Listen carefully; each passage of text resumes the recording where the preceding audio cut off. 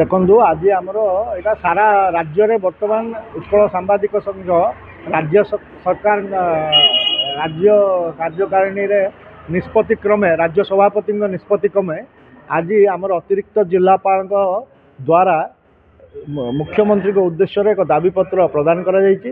ଆଉ ଏଇ ଦାବିପତ୍ରରେ ଆମର ତିନି ଗୋଟି ମୁଖ୍ୟ ଦାବି ରହୁଛି। ଗୋଟେ ଏକ ନମ୍ବର ହେଲା ଏଇ ଯେଉଁ ଆମର ଗୋପବନ୍ଧୁ ସ୍ୱାସ୍ଥ୍ୟ ବୀମା ଯୋଜନା ଚାଲିଛି ବର୍ତ୍ତମାନ राज्य सरकार सांबादिक मानक चलैछन्ति सेतिरे बापा माँ इनक्लूड करा जाऊ आउ 25 वर्ष ऊर्ध्व छुआ को मध्य इनक्लूड करा जाऊ। एटा हमर मुख्य दाबी अछि। 2 नंबर रे अछि हमर पेंशन योजना अन्य राज्य रे जो प्रकार सांबादिक मानक पेंशन योजना प्रणयन कराई सेही लाइन रे हमर ओडिसा रे यथाशीघ्र सांबादिक मानक पेंशन योजना लागू करा जाऊ।